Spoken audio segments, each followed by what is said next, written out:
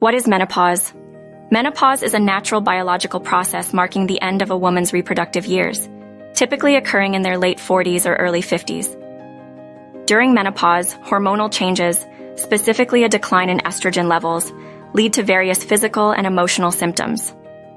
These may include hot flashes, night sweats, mood swings, and changes in sleep patterns. Apart from the well-known symptoms, menopause can also impact bone health, increasing the risk of osteoporosis. Cognitive changes, such as difficulty concentrating or memory lapses, can occur as well. The experience varies among women, and factors like genetics and lifestyle can influence the severity of symptoms. Managing menopausal symptoms involves lifestyle adjustments, such as maintaining a healthy diet, regular exercise, and stress reduction. Hormone replacement therapy, HRT, is an option to alleviate symptoms, but it comes with potential risks and should be discussed with a healthcare provider.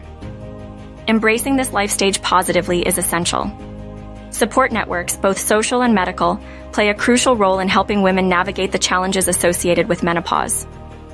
Open communication with healthcare professionals and understanding the changes occurring can empower women to make informed decisions about their health during this significant transition.